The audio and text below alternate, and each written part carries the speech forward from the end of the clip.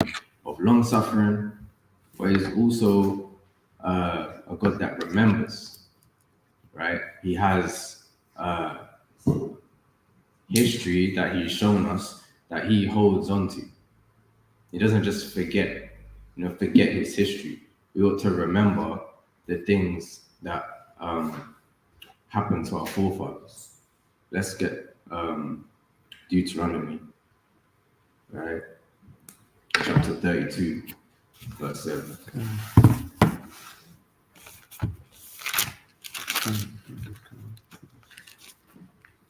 It's the book of Deuteronomy, chapter 32, and verse number 7.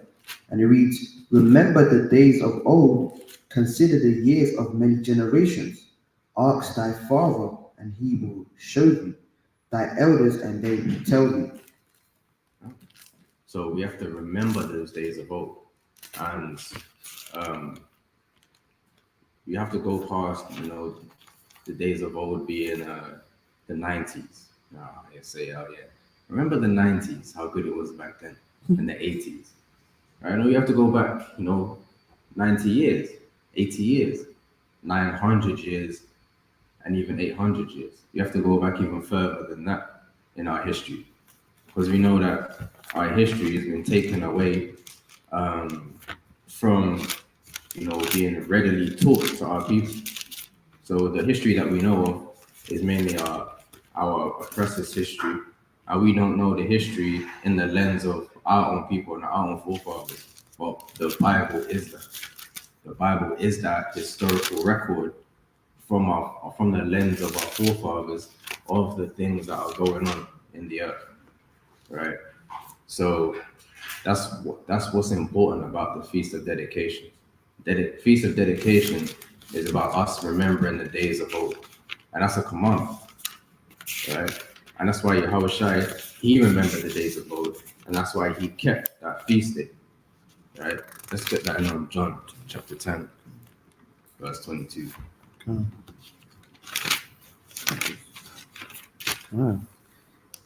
It's the book of John, chapter 10, and verse number 22. And it reads, "And it was at Jerusalem, the feast of dedication, and it was winter." Right, and it was winter. So that's the season that it's meant to be kept in. The Feast of Dedication is meant to be kept in this season, and that's the winter season. Right. Not, this is not the Christmas season. This is the Feast of Dedication season. Right. This is not the New Year season. Right. The Christmas season, the Christmas holidays, right, whatever else people do in the winter, man. This is about the Feast of Dedication. That's what the winter is all about. Right. Let's read verse 23 as well. Verse 23. "And Yahushua walked in the temple in Solomon's porch." Right. So during the Feast of Dedication, Yahushua, he wasn't at home. He wasn't in Galilee. Right. He was in the temple. But we have to see how important it was to Yahushua. Let's go back, right, to what Yahushua said before in John chapter 7. Right. Let's read from verse 5. It's the book of John, chapter 7, and verse number 5. "For neither did his brethren believe in him. Then said Yahushua unto them, My time is not yet come, but your time is always ready. The world cannot hate you, but me it hateth, because I testify of it, that the works thereof are evil." Right. So Yahushua is saying that he knows that the world hates him. The world he's speaking about is Israel, right? The Israelites that were in Jerusalem, they hated Yahushua. So it wasn't something that he could just go up to Jerusalem anytime he wanted, right, and then just feel like he's free. He runs the place because he's the king of the Jews. So when he's keeping that Feast of Dedication, he's keeping it knowing that these people are against him. These people are have a strong hatred to him, right, and are trying to catch him out in every single move that he makes, and are willing to go and lie just to make sure that this guy gets put to death. Verse 8. And it reads, "Go ye up unto this feast. I go not up yet unto this feast, for my time is not yet full come." Right.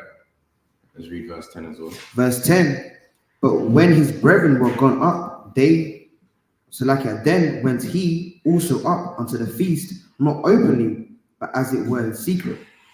Right. See, he was going up in secret. So when he left Galilee, went up to Jerusalem, he was going in secret because the Jews, they were against Yahushua.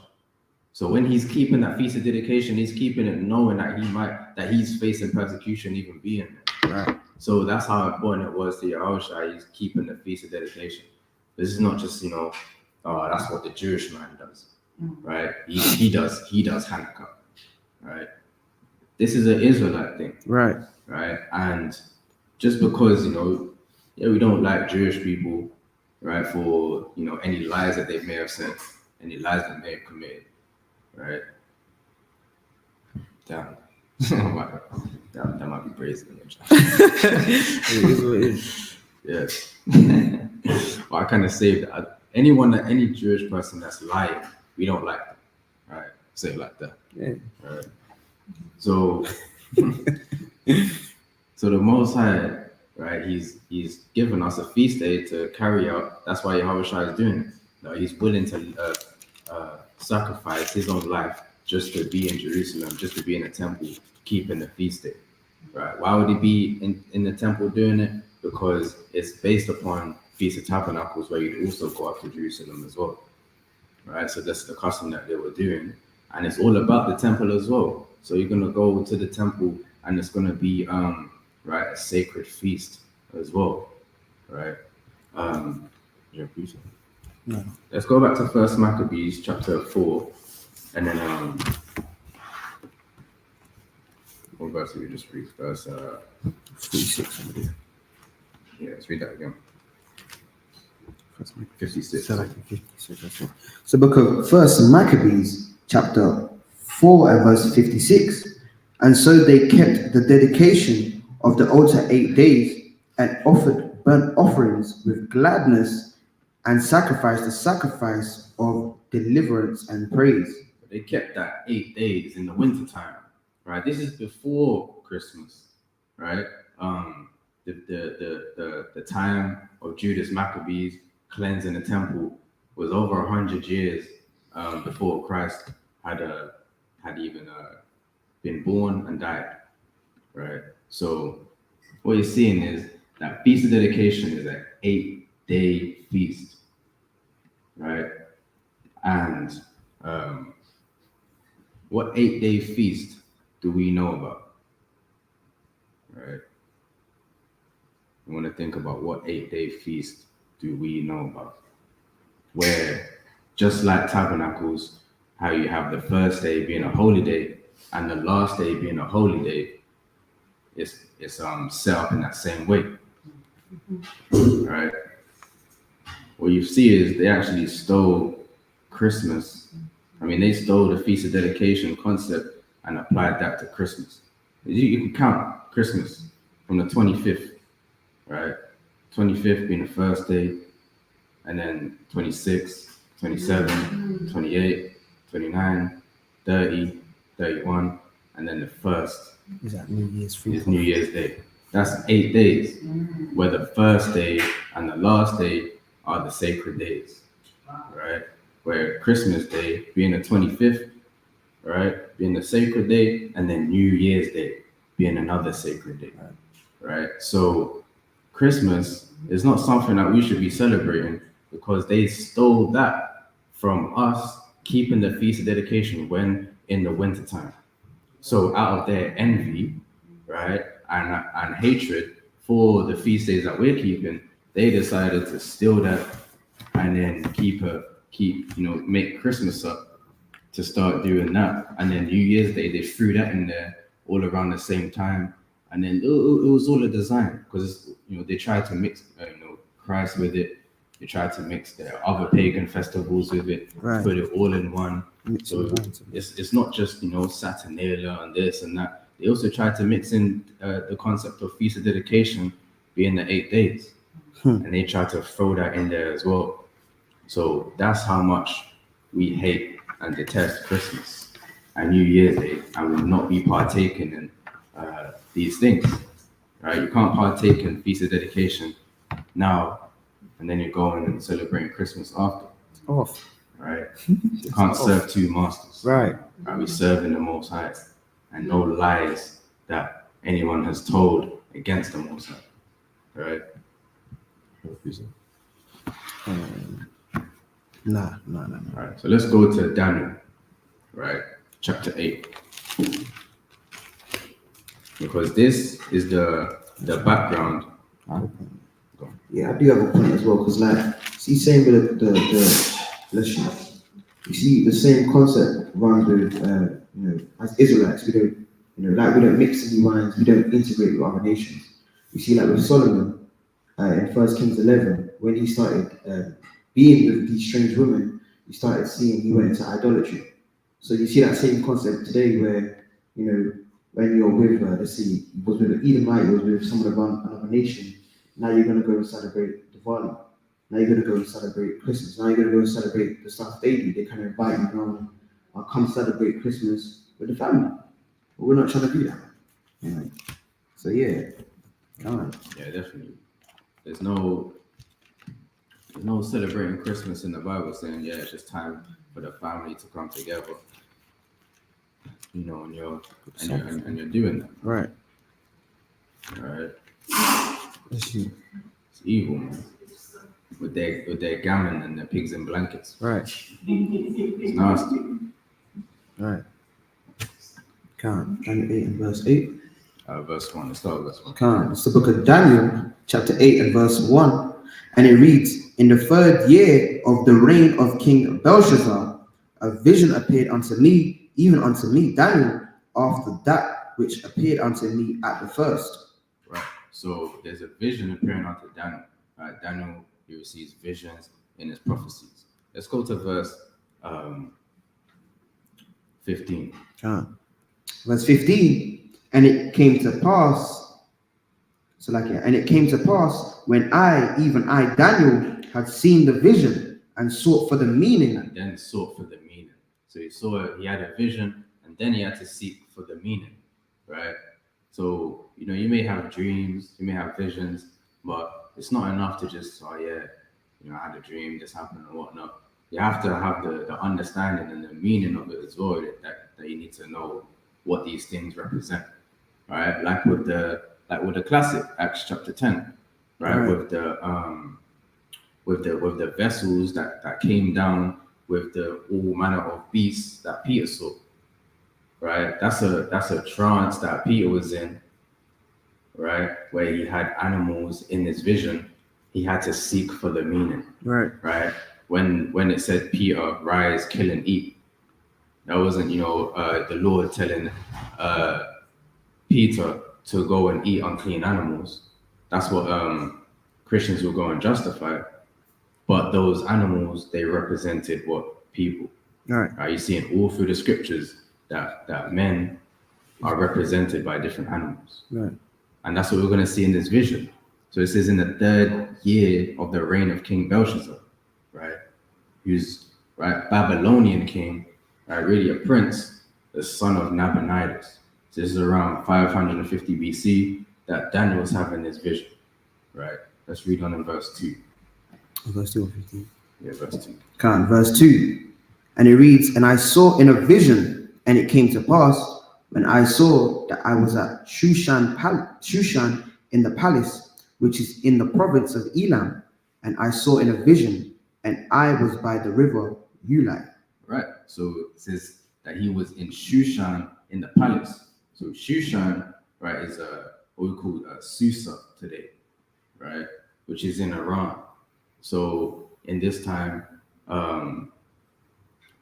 Daniel, he's in that region called what modern day we'll call Susa or Iran, in that particular province, right? So let's go also to Esther, actually, chapter 7, verse 2.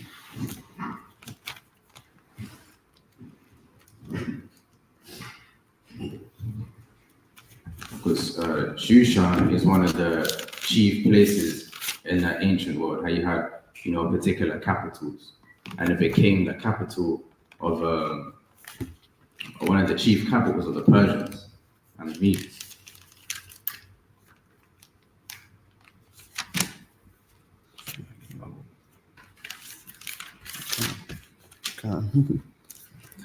It's the book of Esther, chapter 7 and verse 2. And the king said again unto Esther on the second day at the banquet of wine, what is thy petition? So like Esther chapter 1 verse 2. Can't slack it.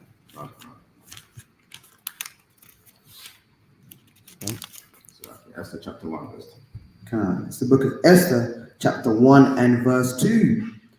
That in those days when the king Ahasuerus sat on the throne of his kingdom, which was in Shushan, the palace. Right. The palace was at Shushan, because the kingdoms are gonna set their palaces in the capital cities, like how you have in the UK, right? You have the palace in the capital city, London, right? So-called Buckingham Palace, where the so-called Queen was living, and I don't know what the king is, if he's living there or not, but whatever they do. And then in America, it's the same thing, right? They live in the, you want to know what the capital of America is? What was that? Yeah, Washington, D.C. Yeah. Right?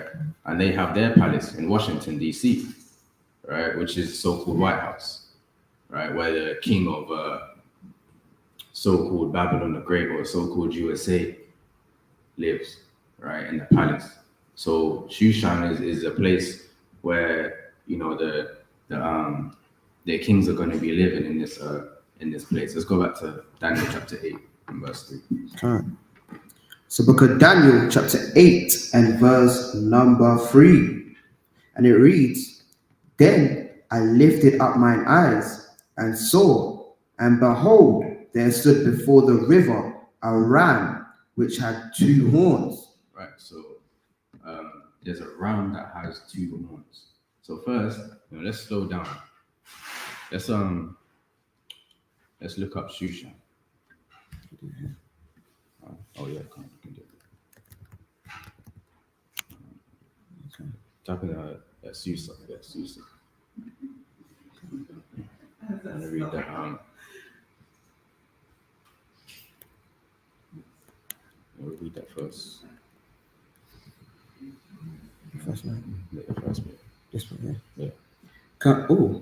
See that?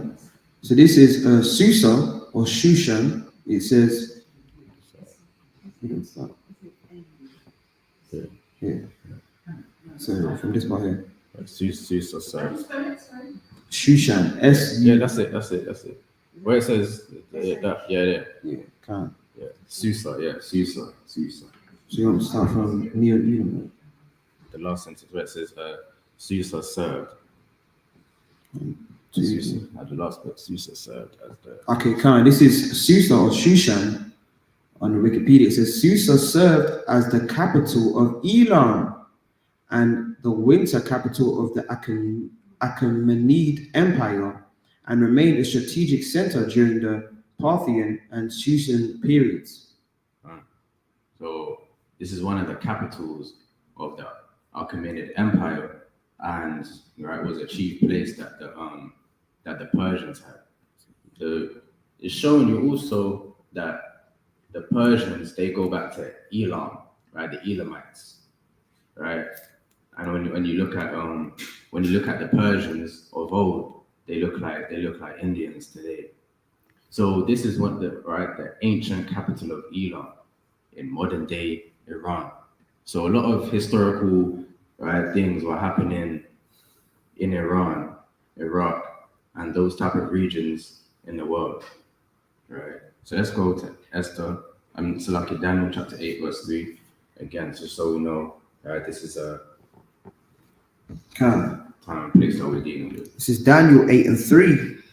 Then I lifted up mine eyes and saw, and behold, there stood before the river a ram which had 2 horns, and the 2 horns were high, and one was higher than the other, and the higher came up last. Right, a ram that has 2 horns, right? So these horns, right?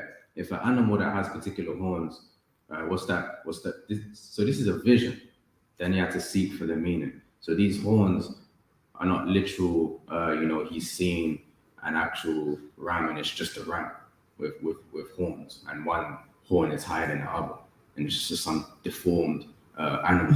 No, this is all the Most High using that so that you can show him, like, you know how they say, like, a picture paints 1,000 words. The Most High will show a vision to show you many things in one, but then you have to break it down yourself, because otherwise the Most High, the Most High's vision will be like longer than this breakdown's gonna be, right? We gotta break this down, right? And it'll take hours with. So the Most High has to show a vision so that you can meditate upon it, and then you can understand it. Otherwise, you'll be there, in a deep sleep for about 25 days straight, right? Trying to get the understanding of the Lord, breaking down every single thing that's going to happen. So the Most High has to show a vision. Let's go to the classic, like Job 33, verse 14. First.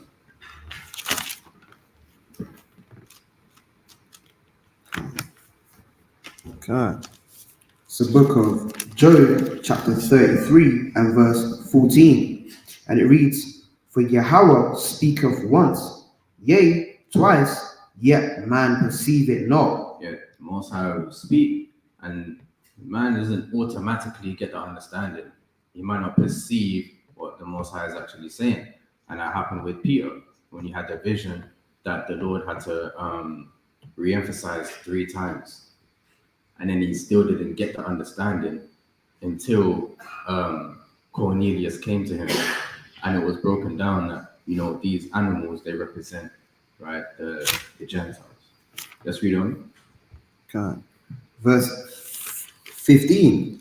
In a dream, in a vision of the night, when deep sleep falleth upon men, in slumberings upon the bed. This is when the Lord speaks to man in dreams and Right. visions, and when deep sleep falls upon men, right? So that they can get, the vision in a way that they can then meditate and break down afterwards, right? Rather than the Most High just, just giving you a word for word breakdown of everything that's going to happen, right? He needs you to meditate upon it as well. Right. Let's read on.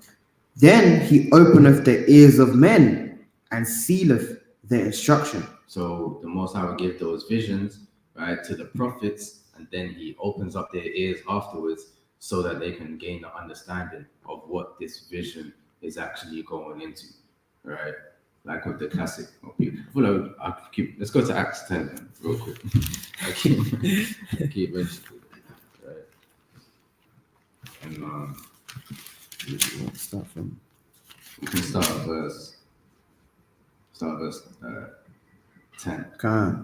So the book of Acts, chapter 10 and verse 10. And he became very hungry and would have eaten, but while they made ready, he fell into a trance. Right, like we just read in Job chapter 33. Read on.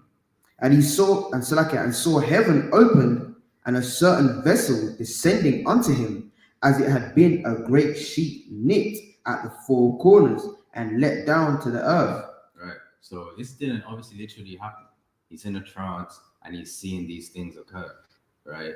There's never, just like people, when someone says it's raining cats and dogs, it's not literal. Right. Right. So if he's seeing cats and dogs fall from the sky, right, you can say, oh yeah, that's literal. Right. So let's read on in verse 12. Verse 12. Wherein were all manner of 4-footed beasts of the earth, and wild beasts, and creeping things, and fowls of the air. Right, so he's seeing 4-footed beasts, wild beasts, falling from the sky into the air on a sheet near 4 corners. Go on. And there came a voice to him, Rise, Peter, kill and eat. Rise, Peter, kill and eat. So does that mean that Peter was meant to eat all the animals? No, because all of it is a vision. Everything represents something else. Right. right? The animals represent something. Even when the Most High said to kill and eat, it represents something, right? When the sheep is knit at four corners, that represents something. And we're gonna see, right, in the vision of Daniel, it's the same thing. The horns, the ram, everything, it has a meaning to it that it represents, right? And obviously he didn't understand that when he said, "Rise, Peter, kill and eat," right? Peter said, "Look," Peter thought he was actually talking about food.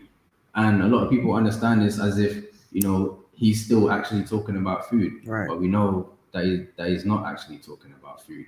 And he's not actually talking about killing animals and eating them. It has nothing to do with that. All of this is a vision to represent something else. All right, let's go straight to verse 28. Verse 28. And he said unto them, Ye know how that it is an unlawful thing for a man that is a Jew to keep company or to come unto one of another nation. But God hath showed me that I should not call any man common or unclean. Right. In verse 14, he thought it was talking about unclean foods and common animals.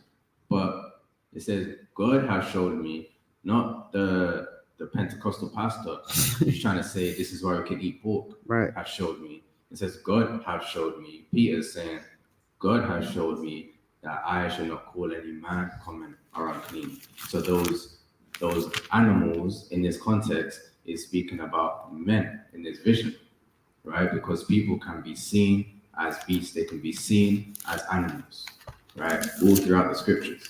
As you see in the beginning, all the way to the end, you see animals that men are represented by. You see in the beginning, you have what? A serpent, right? Serpents don't right? They don't do the things that the serpent did, right? Serpents have characteristics, right? And even today, you might call someone a snake, right? You might say, "Oh, this person, they snaked me," right? Oh, this little, we got to get rid of the snakes in the grass. But also snake in the grass, right? Someone that's, that is a traitor, right? Who's trying to hide and feed himself, without being noticed. And that grass actually, the grass actually represents people. When you say snake in the grass, even the grass has a meaning. Right. The grass represents people, and that's in the Bible as well. Let's get that in Isaiah chapter 40, right, verse 6.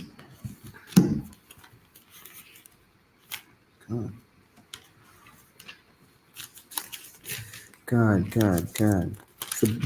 It's the book of Isaiah chapter 40 and verse 6. And it reads, The voice said, Cry. And he said, What shall I cry?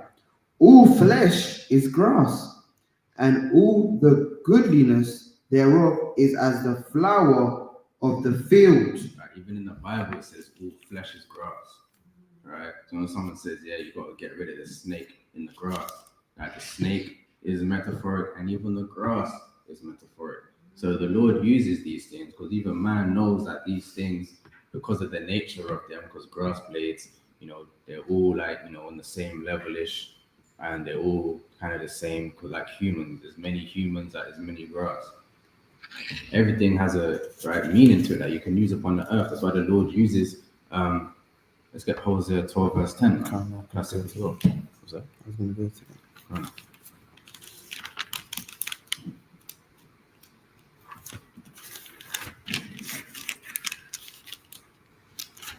God.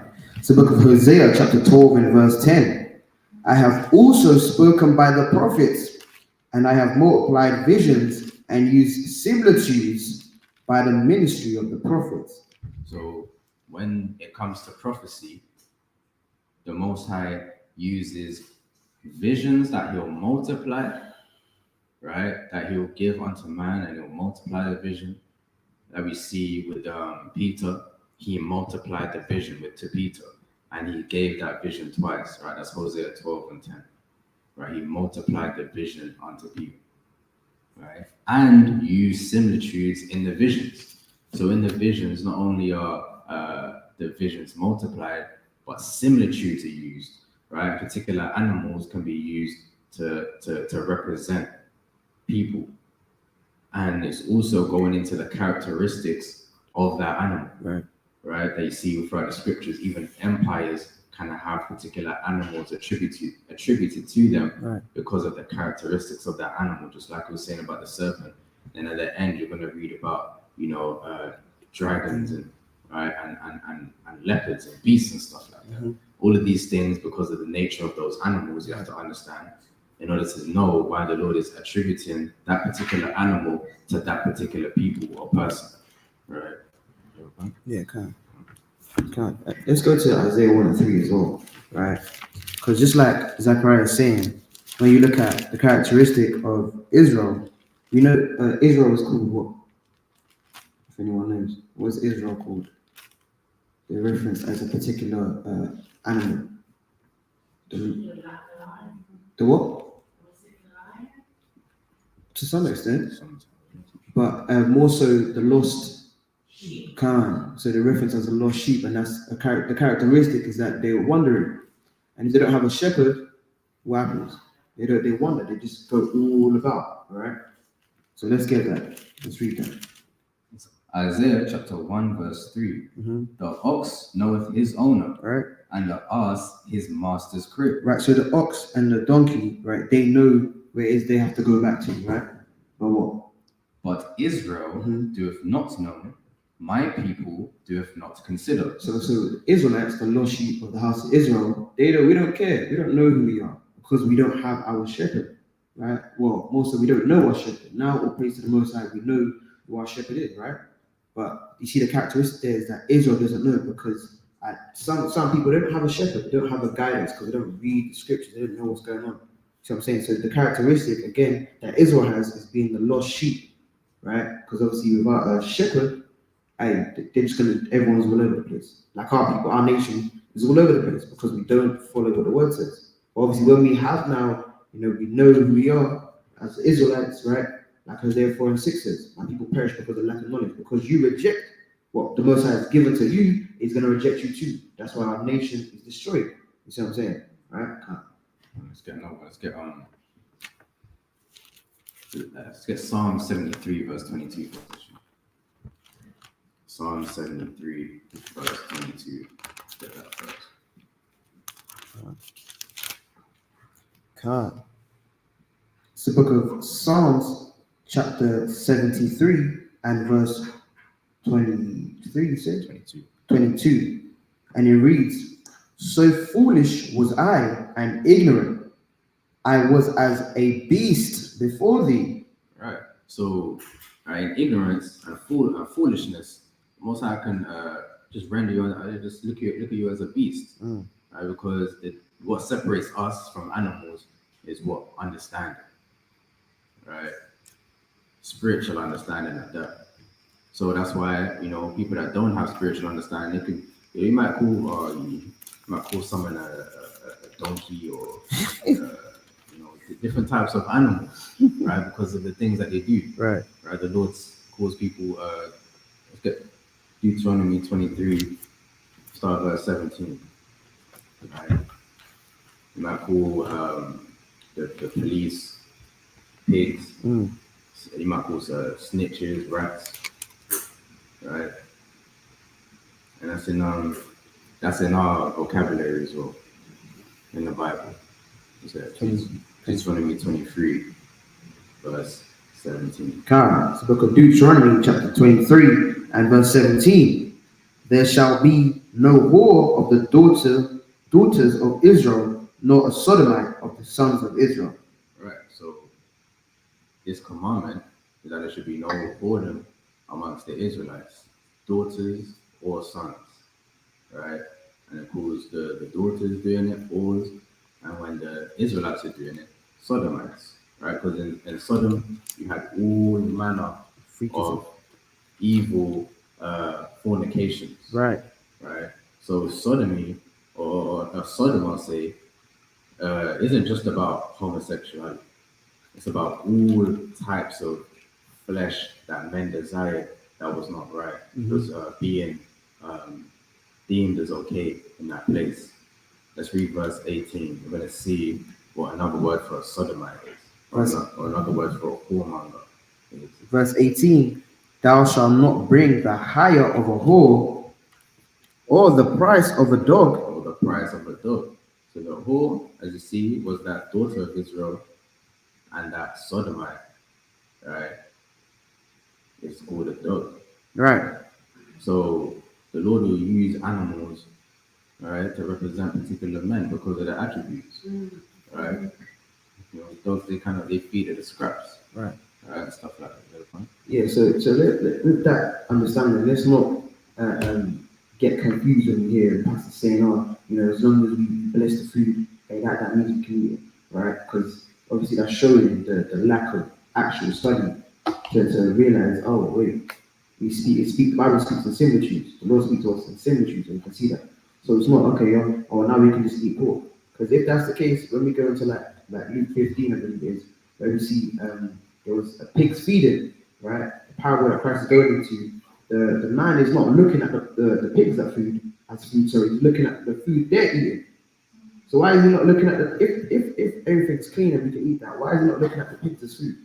He's looking at what they're eating. Because that when you look at the beginning, and that's the way it comes back to the understanding of the law.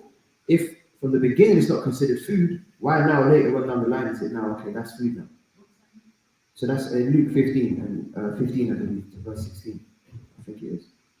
You got that? You can pull it up. Let's pull it up, I'll show. Right? Let's pull it up. Can't. Luke 15, verse 15. Right. And he went and joined himself to a citizen of that country. Actually, let's start verse 14. Yeah. So then when he had spent all, there arose a mighty famine in that land, and he began to be in want. So even this is during famine, right? Right, go on. And he went and joined himself to a citizen of that country, and he sent him into his fields to feed swine. Right. And he would have fain have filled his belly with the husks that the swines did eat. Right. And no man gave unto him. So the food that the pigs were eating, not the pigs themselves. So let's not get confounded when Pastor Pork Chop is telling us, hey, you can eat this. Because that's not in the Bible. From the beginning in Leviticus 11, verse 7 to 8, to verse 46, the last two verses where it tells you that this is a separation of the clean foods and the unclean foods, and the foods that you can eat and the foods that you can't eat. And there's the judgment that we see in Isaiah 66 that hasn't taken place yet. So we can see that now, swine food's back. Because what? They say, we don't know how we're getting it. We don't know how swine food, because people are eating it. People are eating foods that they shouldn't be. So that's why you see the Most High is sending spirits of vengeance upon the earth. Right? Okay. So let's get on more. Lamentations chapter 4, verse 3. All right.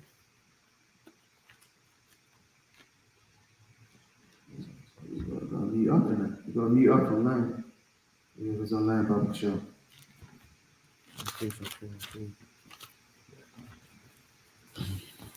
God. It's the book of Lamentations, chapter 4, and verse number 3. And it reads, even the sea monsters draw out the beasts.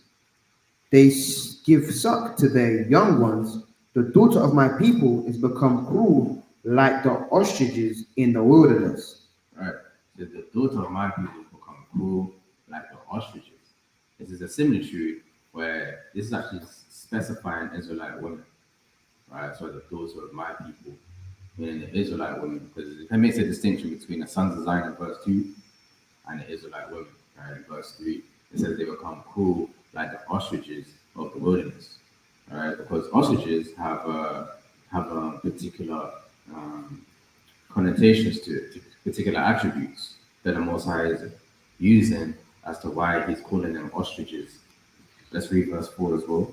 Verse 4, the tongue of a sucking child cleaveth to the roof of his mouth for thirst. The young child outspread, and no man breaketh it unto them. Right, so let's go to Job chapter 39 and verse 13. So the Lord is saying that at the time of Israel being Judah specifically being destroyed, that the Israelite women were evil at the time.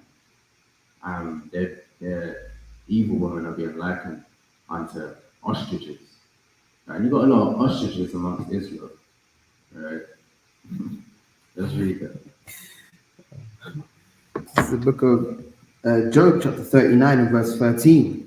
And it reads, Gavest thou the goodly wings unto the peacocks, or the wings and the feathers unto the ostrich? Right, so peacocks, they have particular attributes, right? They have the feathers that they fly out, right? Like a show off type spirit. Ostriches, they have their own spirit as well, right? Let's read on what the ostrich does. Which leaveth her eggs in the earth, and warmeth them in the dust. Right, so unlike other birds who may look after their own animals, they leave their babies, their eggs, they leave them and bury them in the desert. Right. Let's read on. God. Verse 15, and forgetteth that the foot may crush them, or that the wild beast may break them. Right, and then they're not thinking about someone just walking along and just crushing the eggs. Right, so they have a carelessness nature towards their children. Right, meaning they're not properly looking after, not properly protecting their child. Right, instead of being at home, basically, it's basically what the Most High is saying. Why the Israelite woman was an ostrich back then, and some Israelite women are ostriches today, is because instead of looking after them at home, they're leaving them somewhere and then going out to the clubs. Man. Right. Instead of protecting their children at home, right? They're saying, "Oh yeah, go and stay with auntie so and so," right? While I go to the Caribbean Rocks event, right? And then go into Ayanapa to do the cruise boat parties. Madness. Right. So that's why the Lord will liken evil Israelite women unto the ostriches. Let's read on as well. Verse 16, she is hardened against her young ones, as though they were not hers. Her labor is in vain without fear. Right, she is hardened against her young ones, meaning she doesn't care about her children. That's going into how a lot of women today they're very it's easy for them to have an abortion, right? They kind of right, a lot of them, it's not a hard decision for them to make, right? They say, okay, well, I need to be free for the summer, so Madness. Have an abortion in wintertime. I'm not trying to be pregnant in the summer, right?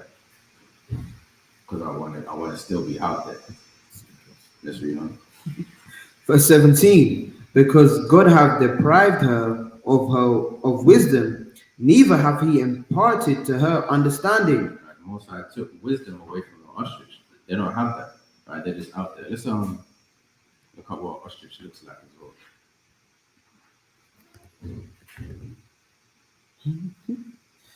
So the Most High used the ostrich to represent evil Israelite women. See that? Stretched forth next. Let me get that piece. Go on. So if we look at if you look at how exposed this ostrich is, See that? right? Its legs are all bare, right? Thighs are all right, just out there,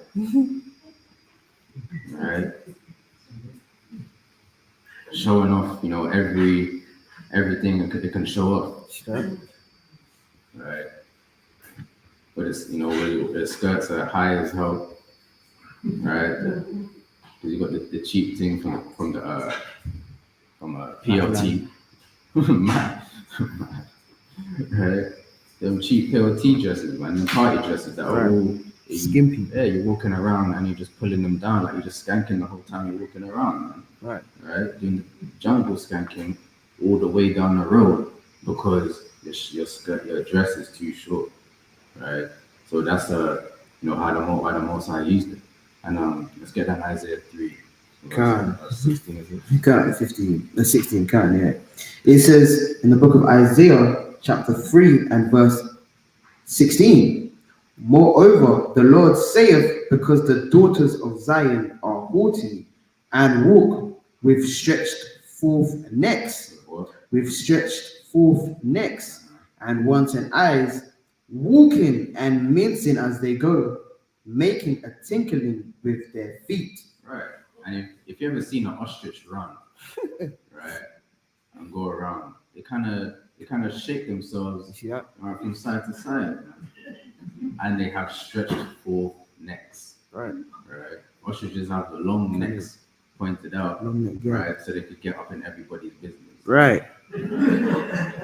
That's why the Lord used ostriches to represent it. Let's go back to the image of the ostrich and let's look at its face one time. Let's look at the face of the ostrich. As you see, it doesn't have the biggest head in the world. The Lord said it deprived the ostrich of wisdom. See that? Right. It's got there's woodpeckers with that size head, man. See that? Pigeons have that size head, but look at the size of the animal. I believe that's the biggest bird in the world. Right? But it's got the smallest head. If we can zoom in on the head. Just try to zoom in. See that? You can get a clearer one. I think because Maybe I'll click on the image and try to get it clearer. There we go. You see that? Right. Just you can see the eyes, and that's the eyelids. See that? So The music is weird. Yeah. I mean, yeah, cool. Yeah. If you have full screen it, and then you can see the eyes on that. Right. Look at the eyes. Eyelids. And the eyelashes. Right. Just there, smiling, trying to look all innocent, enticing, seductive, right? Acting like that she don't have a husband at home or she don't have children. She got. Right. Just getting it done up. Going to work. Looking at the boss in the eyes. Right. Just going up with the outstretched necks. Right. Up in everyone's messages, up in all the brother messages, right? Putting emojis under their posts. Yeah. Saying, that's bro. Right. So this is why the Lord used these animals to represent different people upon the earth. Right? Yeah, I got a precept. Let's go to as well Sirach 26 and verse 9. Because even when it comes to modesty as well, right? Like when you see people not dressing modest, there's kind of a spirit behind it, like, until they get to that party or whatever they go to, like they kind of might be sat on the train, they kind of pull the skirt down. But we should have thought about that before, because you're gonna be known by your looks. And people are gonna look at that and say, okay, some people kind of freak off in their mind, but that's off. But really when we see our sisters out there like that, that's not something that we want to see, really. The Lord doesn't want to see that. Right, so our sisters that dress modestly, and we appreciate the daughters of Zion, the Most High does. Right, let's read that. Sirach 26, verse 9. The whoredom of a woman may be known in her haughty looks, right, and eyelids. And what? And eyelids. Right. So you see that? You see the ostrich, right? The Most High, he's perfect with what he done, man. Because you see that the ostrich kind of had the little eyelashes kind of extending out. You know what I'm saying? Yeah. You can see the eyelids extending out. Kind of that's how men are enticed. You kind of see the eyes, and now it's an accident now. But that's why we can't be taken to our carnal desires and see that and think, okay, that's what we want. We want a righteous woman. You know what I'm saying? And likewise for the daughters of Zion, they want a righteous man. So we're going to be known by our looks, and that's why we have to represent ourselves holy unto one another. We can't do that. Let's go back to Daniel chapter 8, verse 3. And this is why the Most High had to use a vision, because, right, you can't just get the Most High can't just summarize the stuff. Yeah, let's read that again. All right, it's the book of Daniel, chapter 8 and verse number 3. And it reads, Then I lifted up mine eyes and saw, and behold, there stood before the river a ram which had two horns, and the horns were high, but one was higher than the other, and the higher came up last. Right. So it says a ram which has two horns. So Daniel sought the meaning, and the meaning was given unto him. Let's read verse 20. Let's see what this is, and then we'll kind of break it down. Verse 20, The ram which thou sawest, having two horns, are the kings of Media and Persia. Right. So that ram, right, with the two horns were Media and Persia. Right. So those two horns were Media and Persia. Let's go to Lamentations chapter 2, verse 17, as to why horns are these two kingdoms. Okay. Yeah. It's the book of Lamentations, chapter 2, and verse number 17. And it reads, The Lord hath done that which he had devised, Salakian. He hath fulfilled his word that he commanded in the days of old. He hath thrown down and have not pitied. And he hath caused thine enemy to rejoice over thee. He hath set up the horn of thine adversaries. Right. So when Jerusalem was destroyed and taken down, and the Babylonians began to reign, the Lord set up the horn of the adversaries. So when Babylon began to reign, that's the horn of the adversaries, right? When that's and when the animal has horns, it uses that for its to extend its power, right? So its power is demonstrated through its horns. So the power of this ram was demonstrated through Persia and Media, being the two conglomerate nations that came together to become the empire, what we know as the Achaemenid Empire, or the Persian Empire, or the Persian Media Empire, or the Medo-Persian. Right. Let's go also to Sirach 47, verse 7.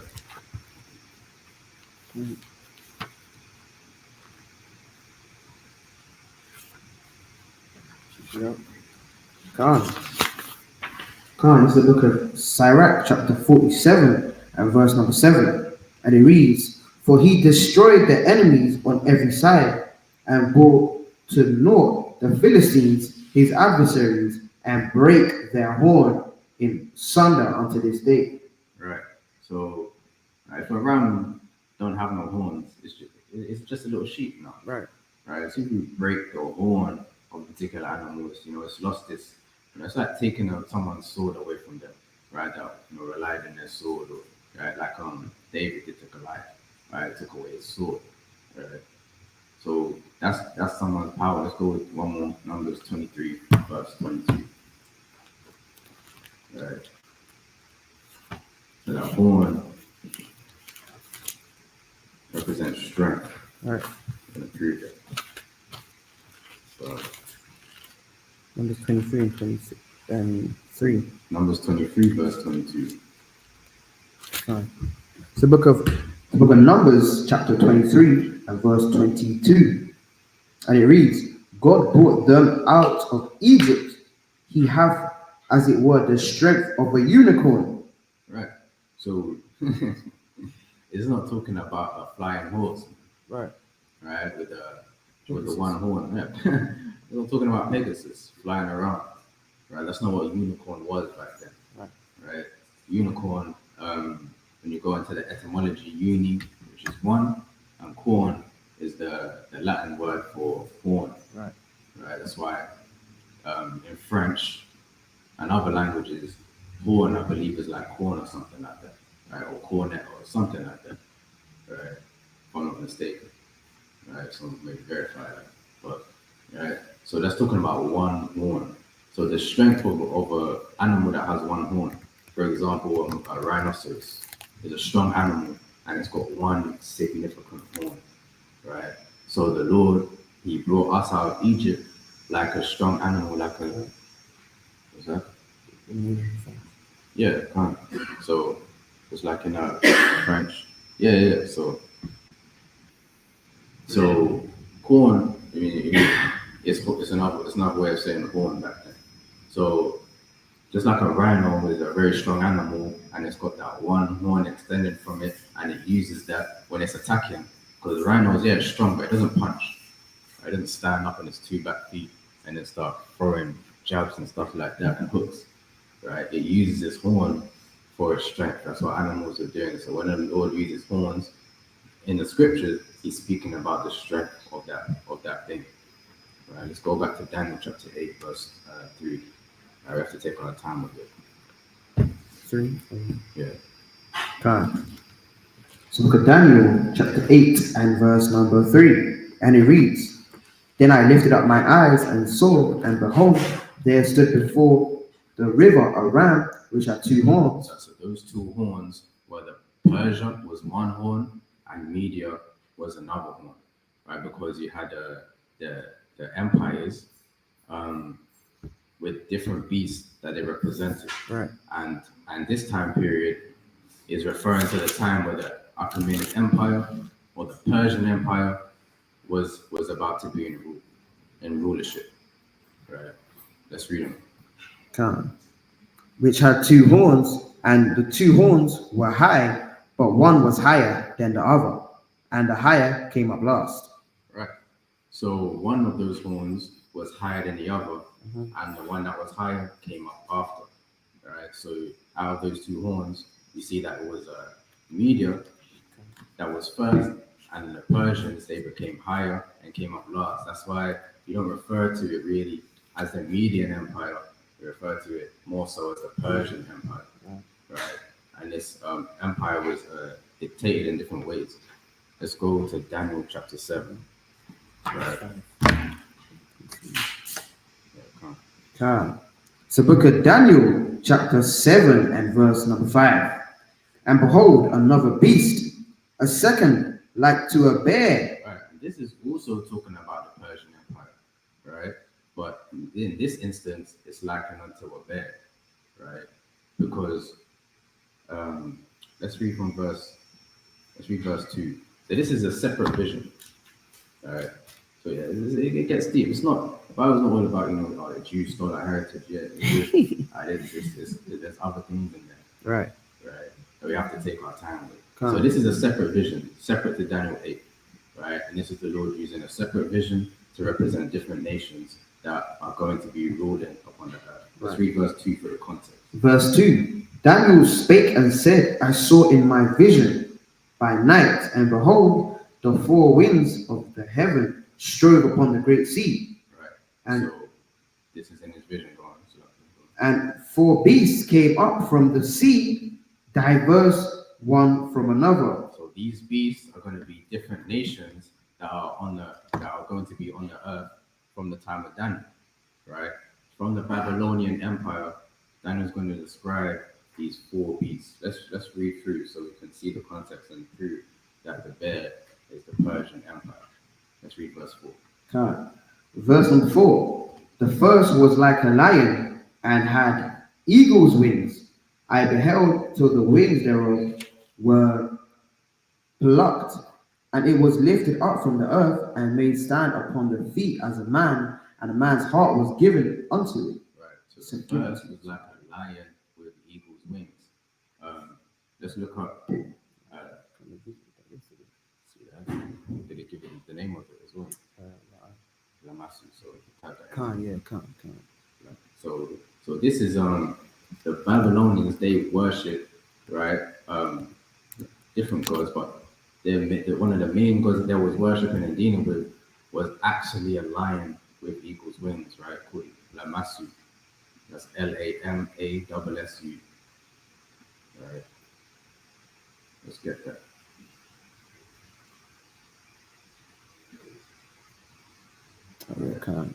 This is the lion with the eagle's wings and made to stand with the feet of a man, and a man's heart was given unto it. Right? It's a lion and an eagle and a man all in one. Right? So this is what Daniel was prophesying about the Babylonian Empire. Right? The Babylonian Empire is that first great beast. Let's read verse 5. Verse 5, and behold, another beast, a second like to a bear, and it raised up itself on one side, and it had 3 ribs in the mouth of it, between the teeth of it. And they said thus unto it, arise, devour much flesh.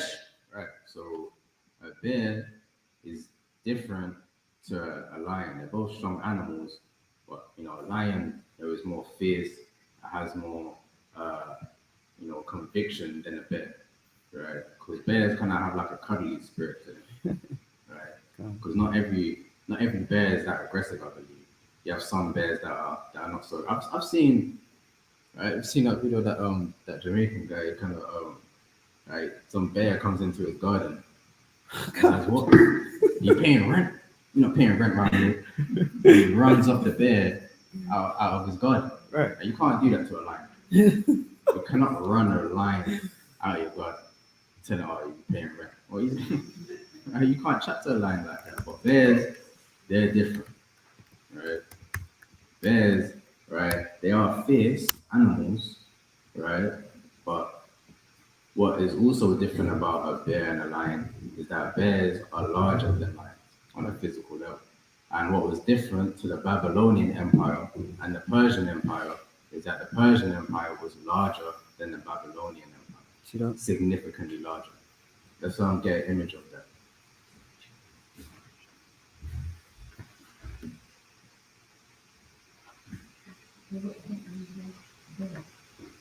The Persian Empire. Actually, first let's get the Babylonian Empire, and then we'll see how the Babylonian Empire was different in size to the Persian Empire. Oh, it's in attitude. Yeah, there we go. Right. So that's the Neo-Babylonian Empire, right? Especially that first one there.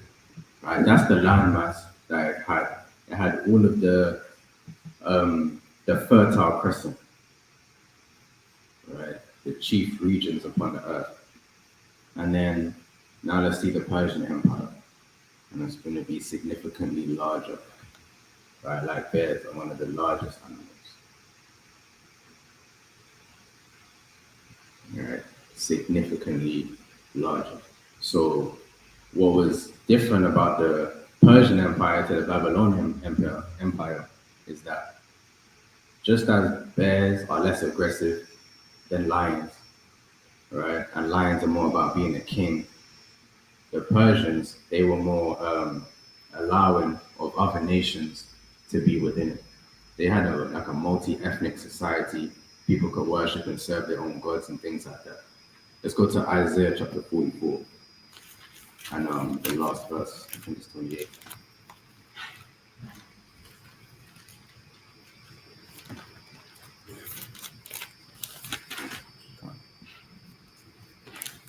It's the book of Isaiah chapter 44 and verse 28. And it reads, that saith of Cyrus, he is my shepherd, and shall perform all my pleasure, even saying to Jerusalem, thou shalt be built, and the temple, thy foundation shall be laid. Right. So what was significant about the Persians is that they allowed the temple to be built, the second temple, right? Through Zerubbabel, Joshua, Ezra, and Nehemiah, they allowed that to be built again. The Babylonians wouldn't allow that. You saw what they did to Daniel for not worshiping and serving him and his brothers, right? Spiritual brothers. You saw what he did to them, right? Send them into the fire and send them into the den, right? For not doing what the Babylonians were doing. But the Persians, they weren't like that. The Persians, right, through Cyrus, they allowed Israel to go back to Jerusalem and build the temple again. So the Persians, they weren't like lions. They were fierce, they had a large amount of land, but they were a bit more subtle than the Babylonians. But they allowed people to serve their own gods. The Babylonians didn't allow people to serve their own gods, but the Persians did. Right? So let's go into more about Cyrus. Let's read Daniel 8:3 one more time. Right? You have to kind of get the full understanding. through the Spirit. It's the book of Daniel, chapter 8 and verse 3. In the then I lifted up mine eyes and saw, and behold, there stood before the river a ram which had 2 horns, and the 2 horns were high, but one was higher than the other, and the higher came up last. Right. So the higher that came up last was that Persian part of the Persian Median Empire, right? And this is actually speaking about a particular event in history, right, called the Persian Revolt. Let's look that up, right? The Persian Revolt is when the Persians, right, revolted against the Medians through Cyrus, right?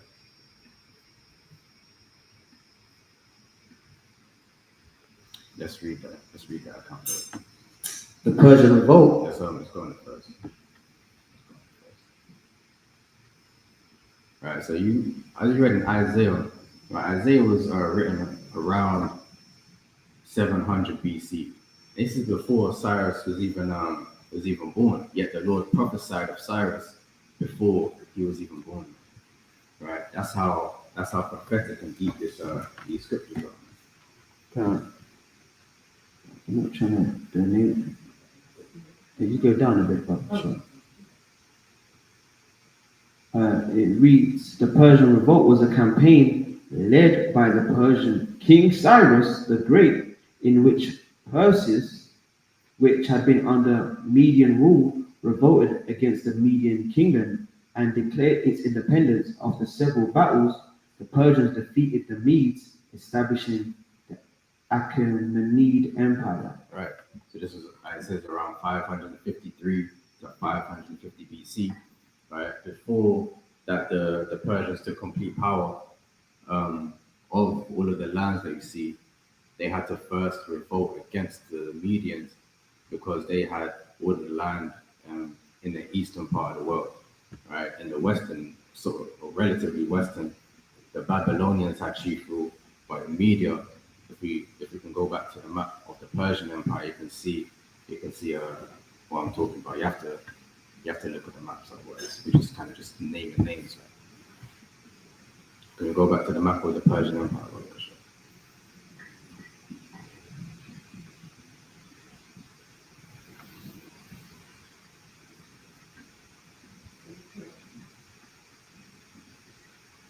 What's that? Oh no, it's loading it. Oh, okay. No, it's not. It's not. It's loading up. Unless it's me. Oh, it's loading up.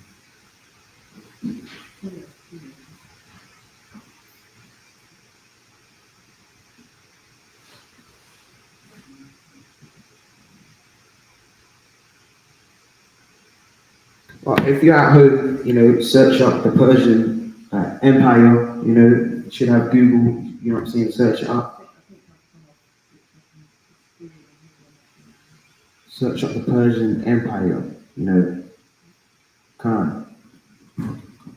So yeah, what you're gonna see is in that relatively western region where you have Egypt, Israel, right, where the Babylonians, right, had power initially, right. In the eastern part, where you have Iran, modern day Iran, which you should be able to spot on the map, right.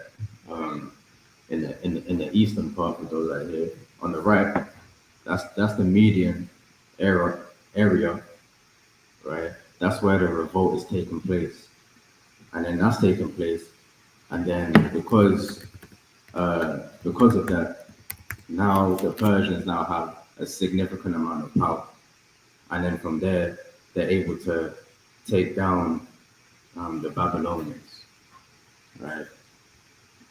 So you can on that one. And that one you can see it's all right. It's all right. We can it says I think Jennifer Gray has the host. Is that this one? No. That's a phone.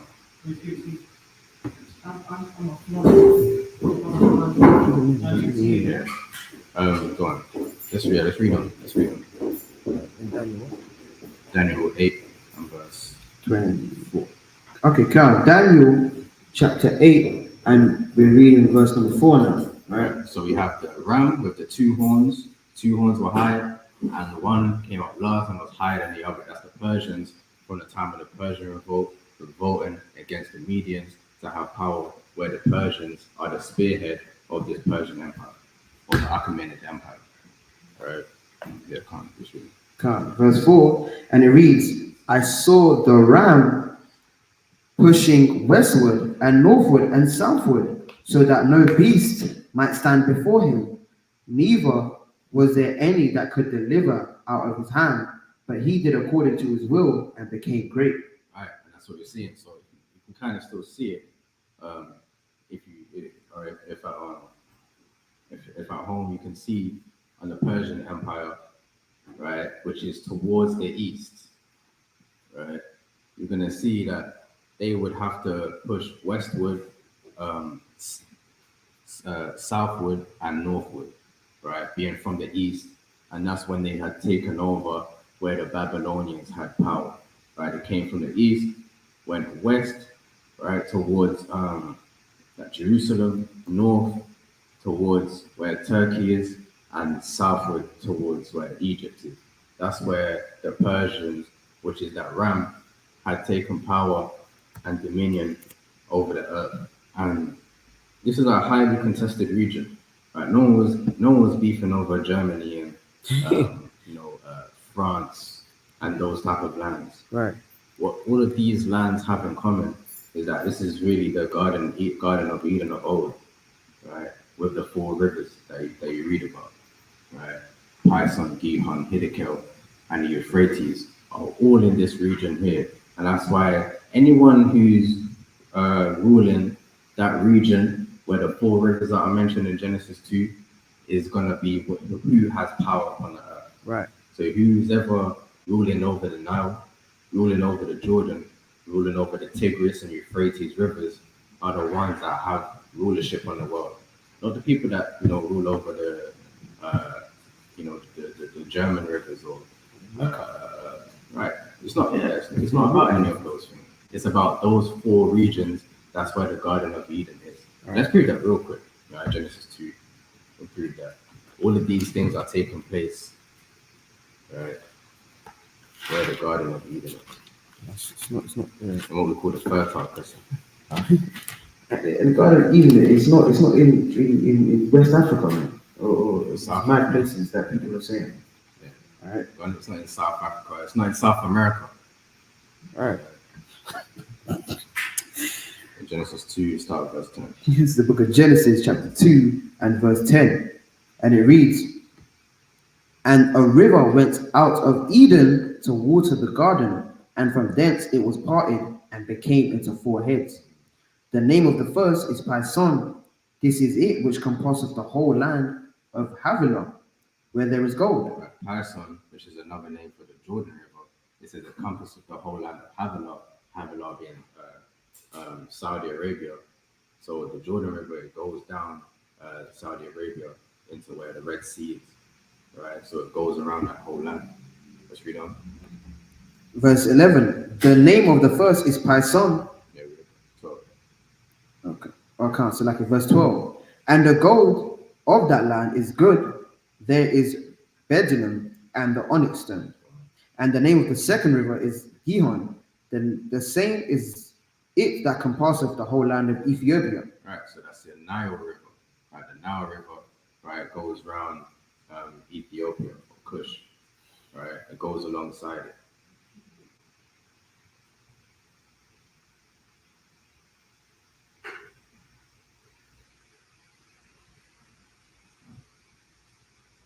Let's read on.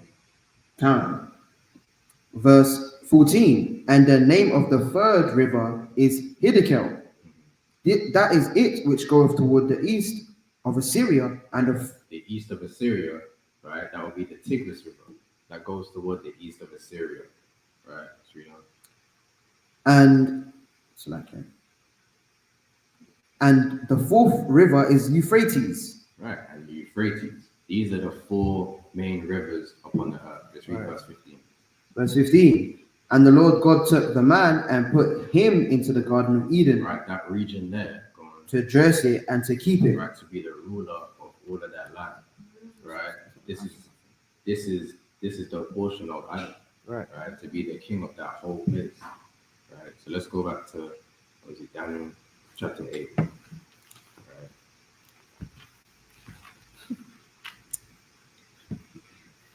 And right.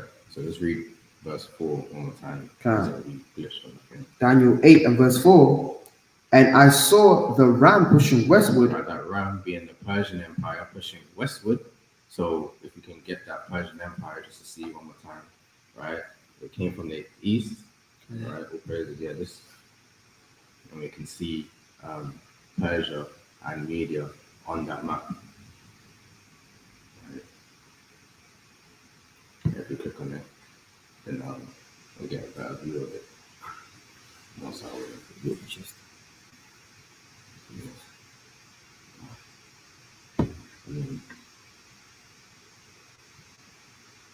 Does it work if you click on it?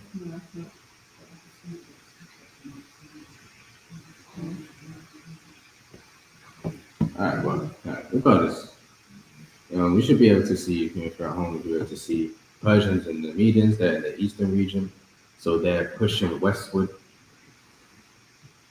And yeah. Yeah, so they're pushing westward, right? Westward towards Israel and Jerusalem. You should be able to see. I don't know if I can read that. I can make out where it says Persia at the bottom, and then Media should just be just above it. But so in that region there, that's where they had, right? The Babylonians hadn't gone into that region. When we looked at the Neo-Babylonian Empire, the Babylonians didn't really have that region there, right? The Medians had that, right? They took down the Assyrians, and then this is how they obtained this portion. It says when they got that power now, they pushed westward, so they've gone down to through Babylon towards Israel. This is around 539 BC, and then they've gone northward to where Turkey is, and then they've gone southward towards where Egypt is. Right, and we see that in Daniel 7 verse 5. Actually, we didn't really get to finish that. Let's read it one more time. Daniel 7 and 5. Let's look at Daniel chapter 7 verse 5. And behold, another beast, a second like to a bear. Right, that bear, which is also that Persian Empire gone. And it raised up itself on one side, and it had 3 ribs in the mouth of it. Right, raised up itself on one side because its right side was already established, and now it's obtaining that other side because it had a good amount of land on one side. It said it had 3 ribs in the mouth of it. So those 3 ribs was the land that it obtained, being Babylon, Egypt, and Lydia. Right, so those are the westward, which is Babylon, Egypt, which is that southward, and that northward, which is Lydia. Right, those are those 3 ribs, the west and the north and the south. Right, let's go back to Daniel 8 and let's go to verse 5. Daniel 8 and verse number 5. Actually, let's get one more precept, Isaiah 45 verse 1. Right, just to end up. Isaiah 45 verse 1. This is the Persians obtaining all of the land that they obtained. Right? Isaiah 45 verse 1. So book of Isaiah chapter 45 and verse 1. Thus saith the Lord to his anointed, to Cyrus, whose right hand I have holden to subdue nations before him, and I will loose the loins of kings to open before him the 2 levered gates, and the gates shall not be shut. So the Lord raised up Cyrus and gave him power in order to conquer all of those nations, right. The Babylonians, the Egyptians, the Israelites, and the Lydians, right? So we can go to Daniel 8 verse 5. So book of Daniel chapter 8 and verse number 5. And as I was considering, behold, an he-goat came from the west on the face of the whole earth, and touched not the ground, and the goat had a notable horn between his eyes. Right, So now there's a goat. So a ram is a sheep, a goat, two different animals. So the Lord is using that to know that these are different types of animals, right? So this is a goat. Let's go to verse 21. It's gonna, like I said, Daniel got the meaning of this. So we can read it. It's the book of Daniel, chapter 8 and verse 21. And it reads, and the rough goat is the king of Grisha, and the great horn that is between his eyes is the first king. Right.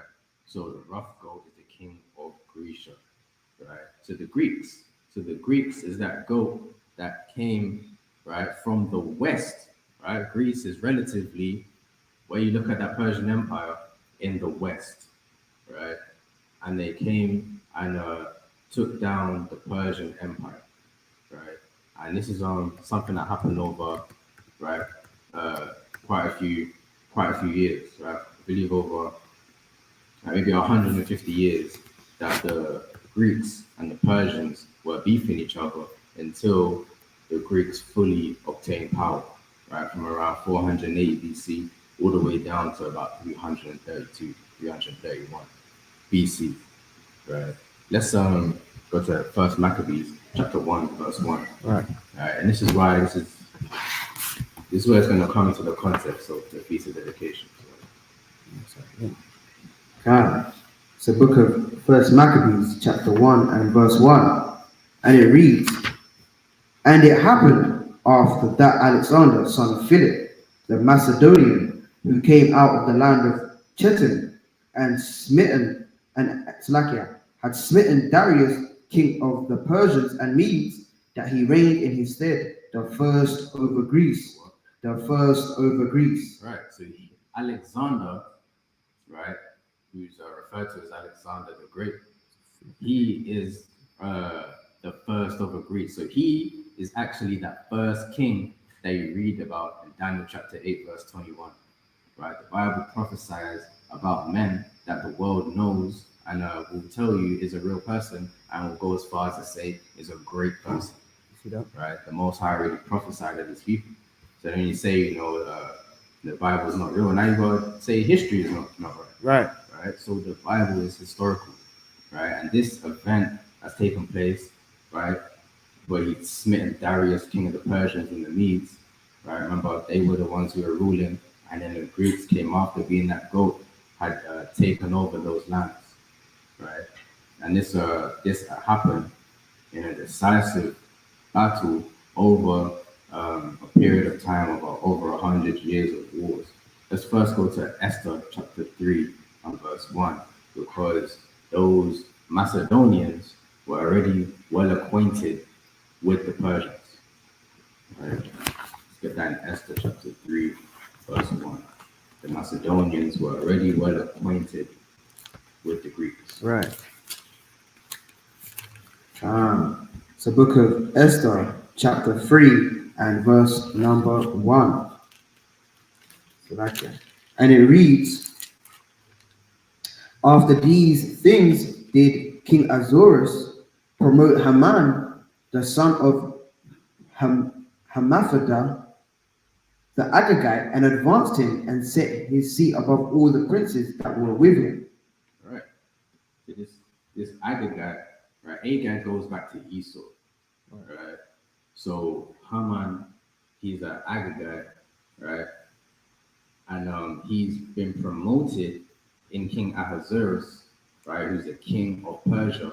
He's been promoted in his empire, right? So he doesn't know what Haman is about to do and stuff like that. Obviously, right? We know the account most high willing of what transpired, what happened. But before that happened, Haman was promoted, got into a high position in the Persian Empire, but he wasn't actually a Persian. Let's get that in the editions of Esther. Right. Chapter 16, verse 10.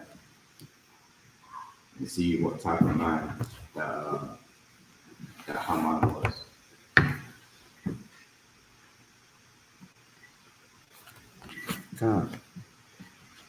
This is the book of Additions to Esther, chapter 16 and verse number 10.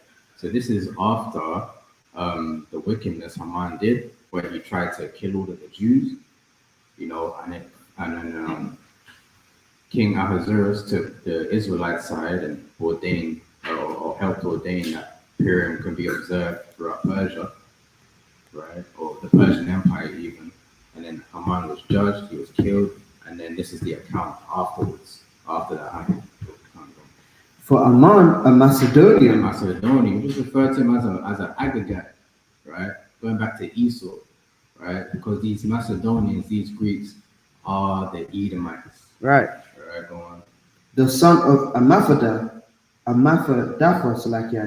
being indeed a stranger from the Persian blood. Right, he wasn't of the Persian lineage. He wasn't an Edomite, right? He was an Edomite. Right. Go on. And far distant from our goodness, and as a stranger received of us. Right, they received him as a stranger, and unbeknownst to them, they raised him up in the empire, gave him a high position, and he abused his power of authority and tried to use that to come against Mordecai, and then right, the Lord confounded him, right, hung him, right, and he got killed, right, for his wickedness. So the first king over the Greeks was Alexander, right? So this happened. Let's go to the Battle of Guadalmela, right, and read that account. So we had a Greco-Persian wars that happened for over 100 years, right? And then there was a final battle, decisive battle, Guadalmela. So Guagamela.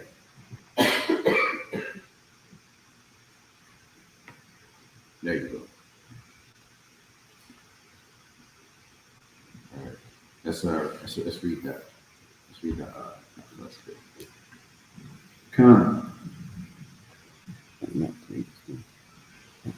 We can undo this. Come. Because I wrote it in here as well. So the Battle of Guagamela, also called the Battle of Arbela, battle in which that was on the 30th. Okay, come. Let's see. Is it streamed from there? Yeah, come. Yeah, is that page showing? Yeah, come. So it says, also called Arbela, October the 1st, 331 BC, battle in which Alexander the Great completed his conquest of Darius III's Persian Empire. It was an extraordinary victory achieved against a numerically superior army on the ground chosen by the Persians. As at Issus, the aggression of the Macedonian cavalry led by Alexander carried the day. Right. So this was where Alexander came against, or you see in First Maccabees. First Maccabees is showing you history of what happened, where King Darius III of the Persian Empire was taken down by the Greeks. Right. So this is the context of the Feast of Dedications, where the Greeks are coming into power after the Persians were in power. Let's go to First Maccabees chapter 1, verse 11. Right, when the Greeks came into power. Khan. It's the book of First Maccabees, chapter 1 and verse 11. In those days went there out of Israel wicked men who persuaded many, saying, let us go and make a covenant with the heathen that are round about us. For since we departed from them, we have had much sorrow. So in the time of the Greeks, when they had their empire established, that's when Israelites decided to, start to be like the Greeks, right? So this is the context of where we read Israelites being referred to as Greeks in the Bible, because they are trying to be like the Greeks, doing the Greek customs, right. Like around the corner you've got the baths, right? You see that? And they still try and use that building there, right? Hackney baths, where, right, which is an old Roman custom, which is also what the Greeks were doing, where everybody just comes together and has a bath together, right? All in the same water, right? And they basically tried to keep that custom, and then they reinvented it. They try to call it like saunas and stuff like that, say, yeah, come in for a sauna. I saw the sign just earlier. Come in there for a sauna. You go in there. Everybody's, unclothed, and then they're all together, just staring at one another. There was no phones back then. Yeah. Right? So they couldn't just be there, just chilling their phone. Right? So when they're all doing that, what are you looking at? Why for that? Right? So all of those Hackney baths and those Roman baths are all these heathen customs that our forefathers started getting into. So they tried to rebrand it, like a swimming pools nowadays. Swimming pools really, right, a lot of them goes back to those baths and stuff like that. There's swimming pools that there's Edomites today. They actually go there to have a bath. Right? They don't clean themselves, and they just go to the swimming pool just to sit there and just let their body soak, right?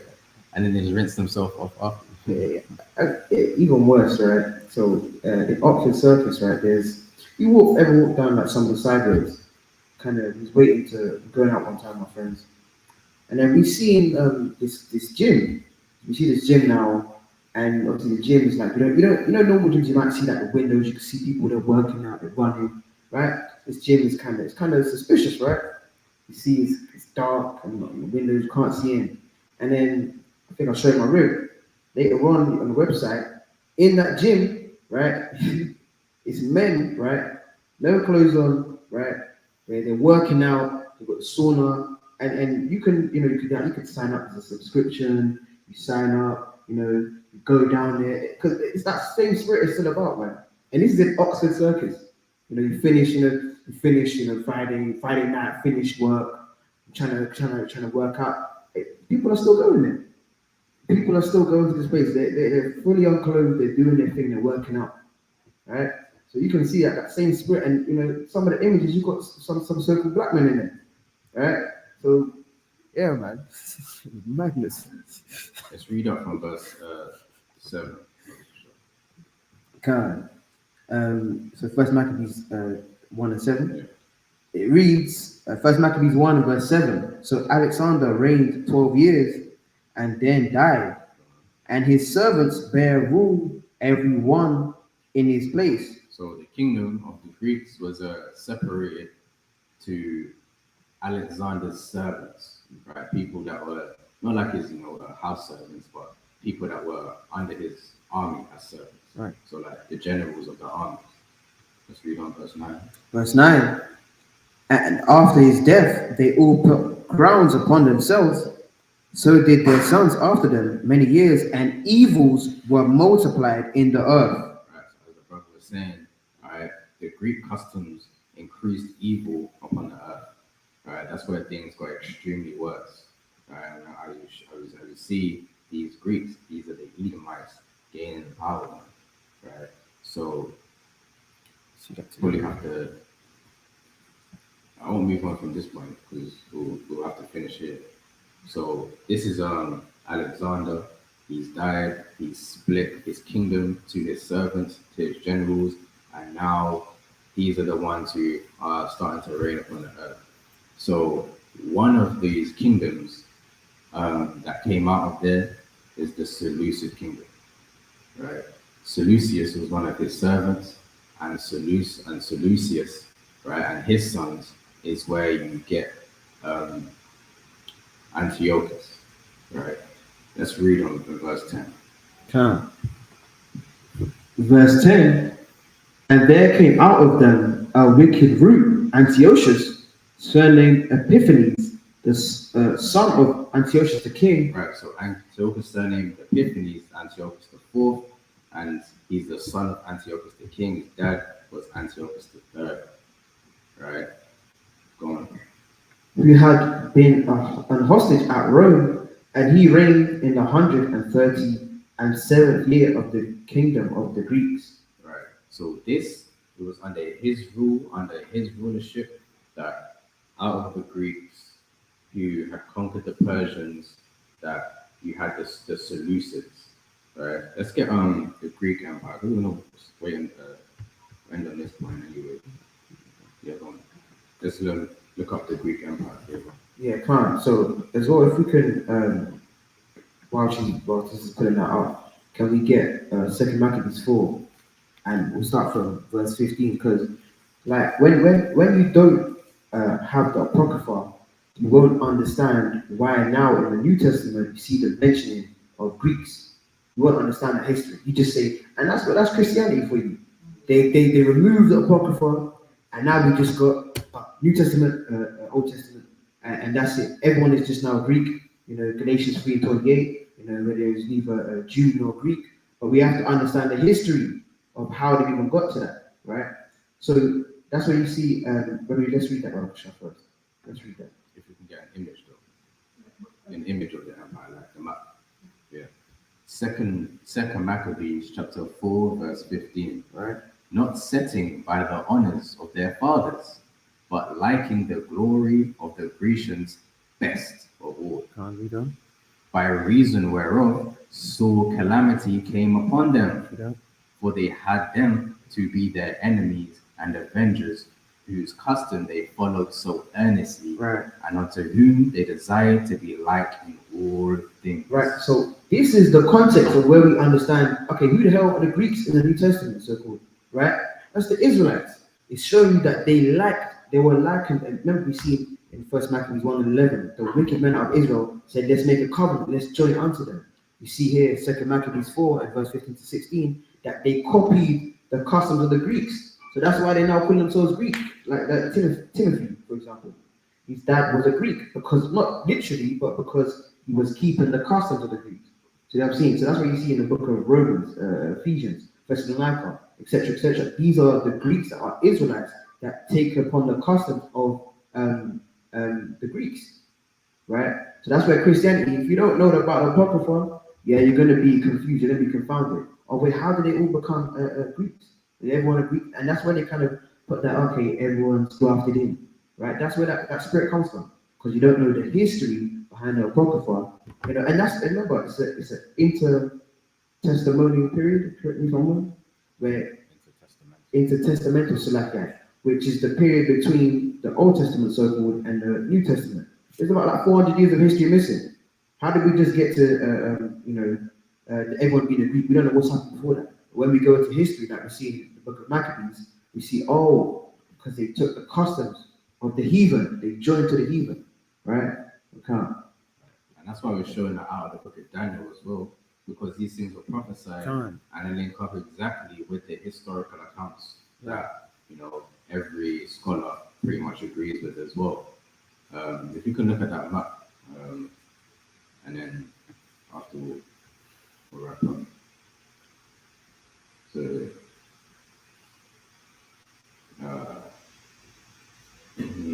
not that. You want the whole, something else. Maybe tap in Alexander's empire. No, just scroll down, let me see.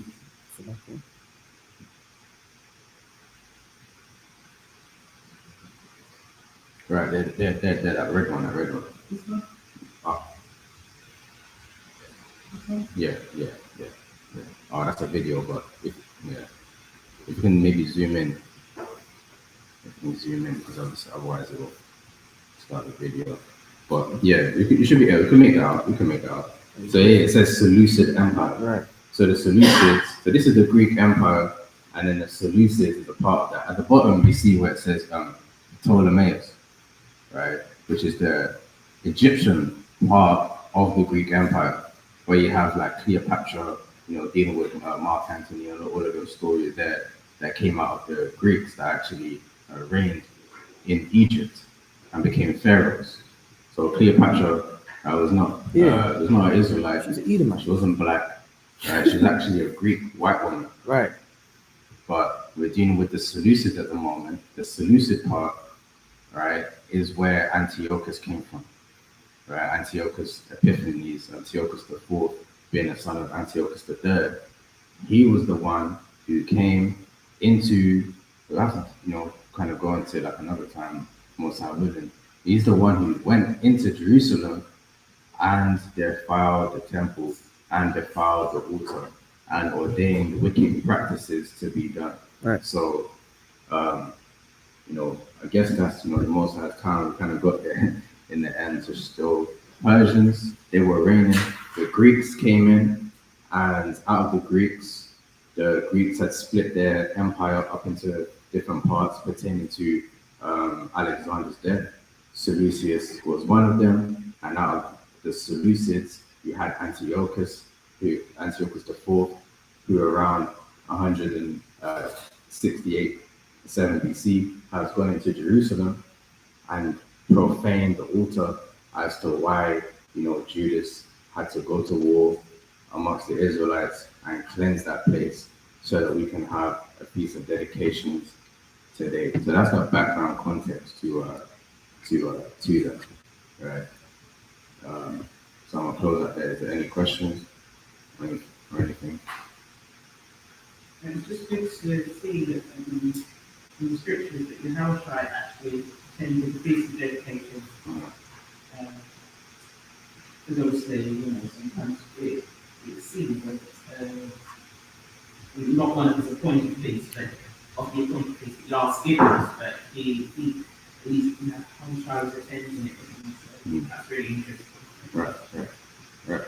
So that's why most High willing, we'll be having our feast tomorrow. Most High willing, it goes well, right? Because we'll be doing the things that Yahushua was doing, and that's when you're doing that, you can't really go wrong, right? So with that, we're gonna close up in prayer before we leave up.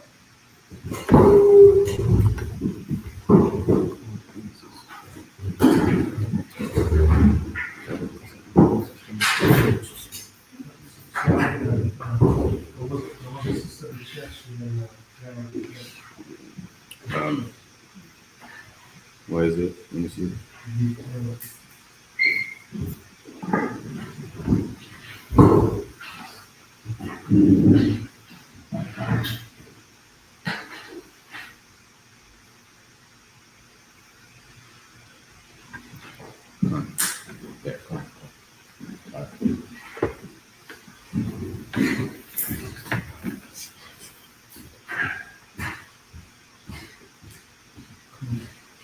Yeah, sorry.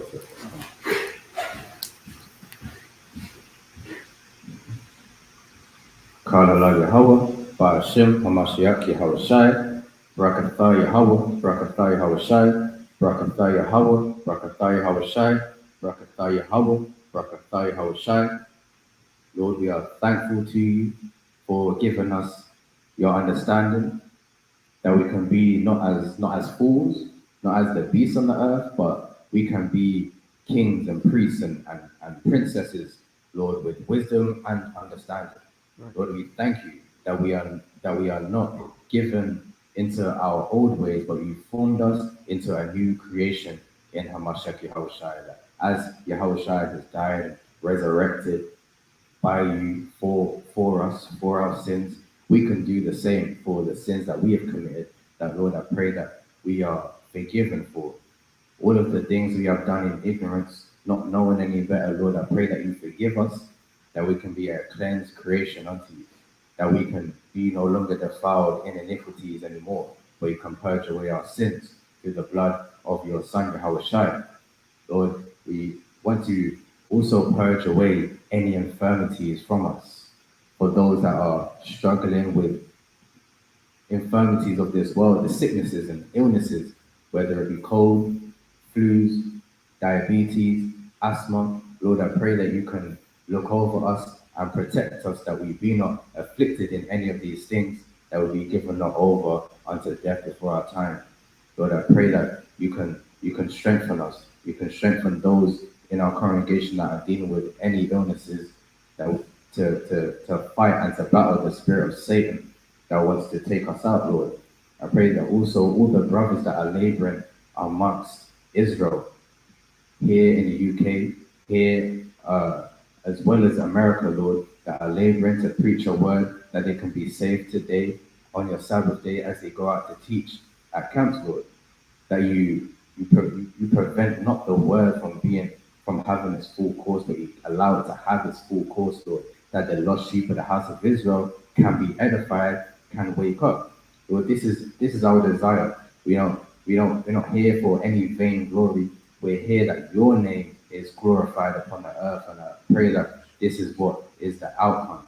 This is the outcome, Lord. I pray of all our actions, of all our thoughts and everything that we do, that your name can be magnified, that everyone can know your name, can hear your name, and know that you are the God above all gods that is great and worthy of glory and praise to be served. Lord, I pray that we can have a stronger spirit to speak a word in boldness against all of the pagan practices that are happening upon the earth. I pray you look at what they've done to the Feast of Dedications, how the heathen have turned it into something as basic as just being about lights, Lord, or just taking it, Lord, and making it into Christmas celebrations. And I pray you look upon the pagan practices of this world and those that are responsible for the evil indoctrination of our people, to where when we try to edify our people unto what is right, that they still are not hearing. This is because of the witchcraft and sorcery, Lord, of the heathen that have come and devised these plans against us. And I pray that you can judge righteous judgment against these things, because it is our desire for our brothers, our sisters, our family members to wake up according to your truth. So I pray that your righteousness can be established upon the earth and that there be no more lies upon the earth. I pray that the truth can be that which goes forth from this world and from this lips, and that the truth can edify us and make us free. By Hashem HaMashiach Yahweh Shai. Amen. Praise. With that, shalom.